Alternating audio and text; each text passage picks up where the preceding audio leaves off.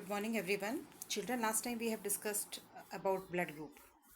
We have discussed in previous video that what decide our blood group. So blood group is decided by the type of genes we are having. There are three genes for that: IA, IB, and IO. Clear?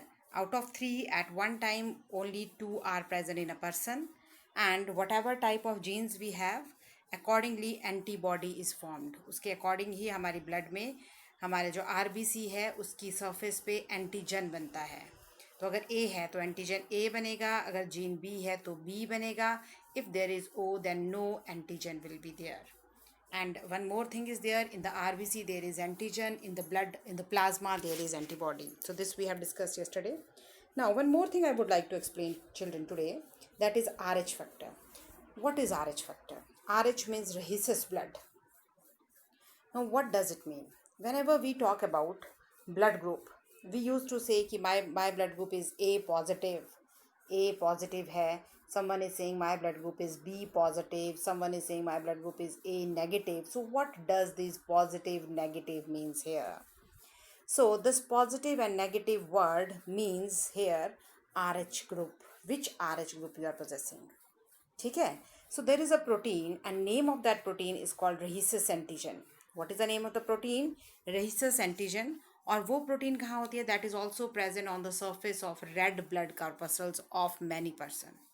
तो जिन humans के RBC के ऊपर वो रहीसस protein present होती है, जिनके RBC के ऊपर वो रहीसस प्रोटीन प्रेजेंट होती है, they are said to be RH positive. ठीक है. तो अगर उनका ब्लड ग्रुप A है और RBC के ऊपर रहीसस प्रोटीन है तो वो पर्सन क्या बोलेगा? My blood group is A positive. Clear? So is it clear what does positive means? Positive means वो लोग, उनका ब्लड ग्रुप पॉजिटिव होता है जिनके RBC के ऊपर देर इज अनदर एंटीजन. एक एंटीजन तो वो होगा जो उसका ब्लड ग्रुप डिसाइड करेगा A है, B है या O है.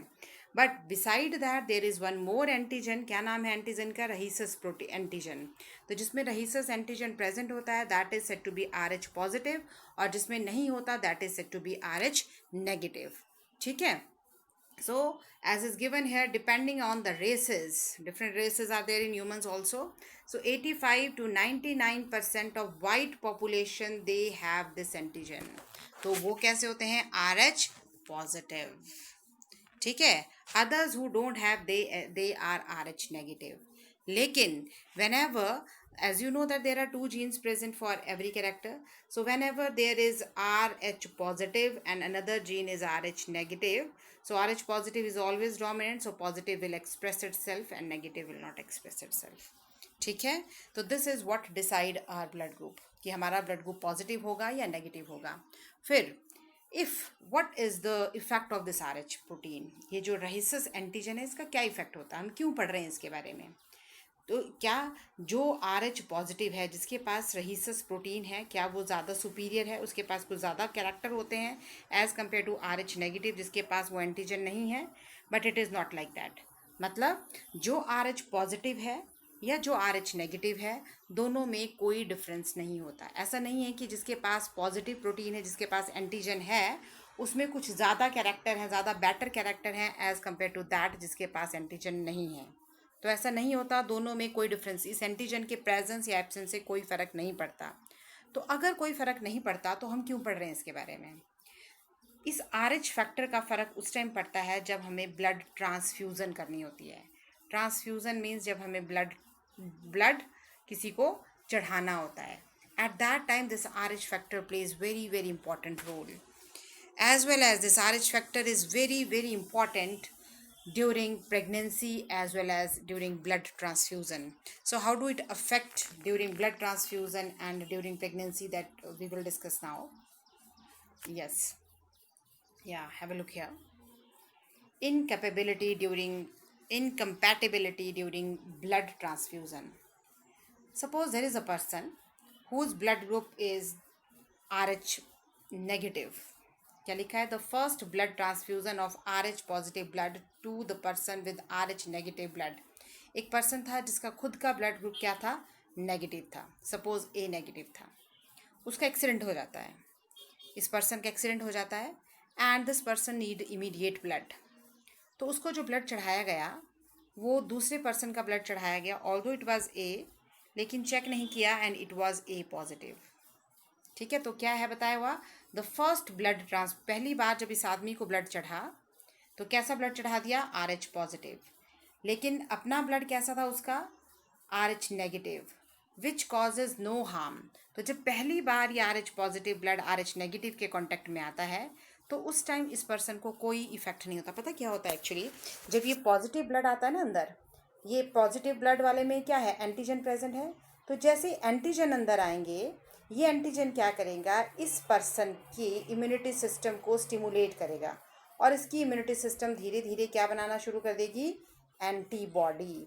और वो एंटीबॉडी क्या करती है, आपको पता है एंटीबॉडी क्या करती है, एंटीबॉडी एंटीजन को किल करती हैं, एंटीजन को किल करती हैं।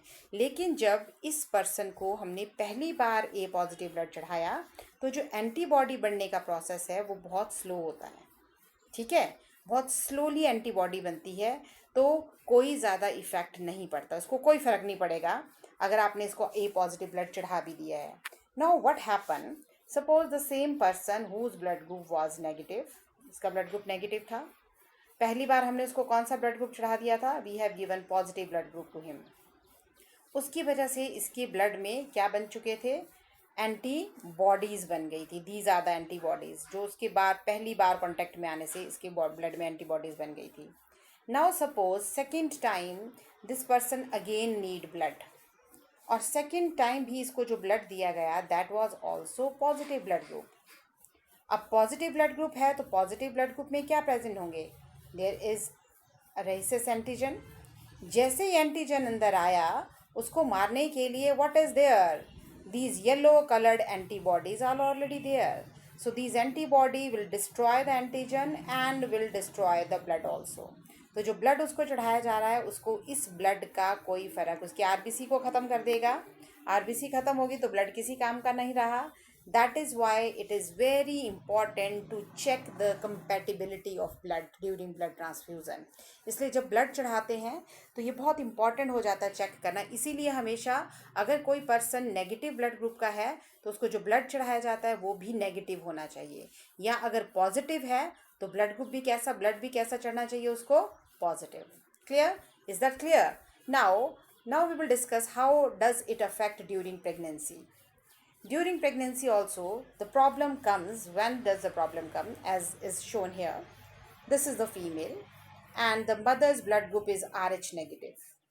ठीक है, but this is the uterus of the mother shown here and a fetus is growing inside the uterus. और जो यूट्रस है, फीटस जो ग्रो कर रहा है, फर्स्ट फीटस है, इसका पहला बेबी है, जो फर्स्ट फीटस है उसका ब्लड ग्रुप RH पॉजिटिव है। तो RH पॉजिटिव क्यों हुआ, क्योंकि हो मदर RH नेगेटिव है तो उसका फादर कैसा होगा, RH पॉजिटिव होगा, that's why this foetus has got RH positive blood group. अब क्या होता है, अब आपको पता है प्लेसेंटा के through, in the placenta this antigen is little bit connected with the in the placenta part the blood of two, they are not in direct contact with each other, पर फिर भी एंटीजन्स और antibody उस उनके placenta के through baby और mother में transfer हो जाते हैं। ठीक है, तो क्या होता है, जो RH नेगेटिव जो मदर है और जो बेबी है दैट इज़ RH पॉजिटिव, तो RH पॉजिटिव बेबी में there is present antigens, RH positive antigen है, और वो RH पॉजिटिव एंटीजन ब्लड से डिफ्यूज़ होके कहाँ चले जाते हैं, they enter into the mother's blood. ठीक है, those antibodies, those antigens enter into the mother's blood, और जैसे ही मदर के ब्लड में एंटीजन आते हैं मदर का ब्लड एकदम से एंटीजन के अगेंस्ट क्या बनाना शुरू कर देता है, इट स्टार्ट मेकिंग एंटीबॉडी। तो what happen when during the first pregnancy इतनी ज़्यादा एंटीबॉडीज़ नहीं बनती कि वो इस फीटस को कोई हार्म कॉज कर सके, that is why there is no problem to the foetus. But afterwards the birth of the child has taken place, the antibodies which were formed during her pregnancy they still remain in the blood of the mother always. Ab second time, this is second pregnancy of the mother. When the mother got a child second time, and this time also child is RH positive. तो mother के blood में already first pregnancy के time से what was present, there was present already antibodies. So these antibodies, they enter it through the placenta, diffuses through the placenta and enter into the fetus. ठीक है? And they destroy the RBC of the fetus and can cause the death of the fetus. ठीक है? So, or can cause the death of the fetus, as well as it causes, or it can cause a disease, because the RBCs of the patient, of the fetus, get destroyed. So it causes a disease which is known as yeah, you can have a look here, erythroblastosis foetalis. This is the name of the disease, which is caused by destruction of RBCs. ठीक है? So जो newly born baby होता है after this type of pregnancy, that newly born baby may suffer from anemia. Is that clear? That's why it is advised that if a mother is Rh negative, so the husband should also be Rh negative. So then there will be no problem. But if husband is Rh positive, then problem may be there. But nowadays there are certain vaccines, certain antibodies, injections are given prior to that. So in this way, this problem is sorted out.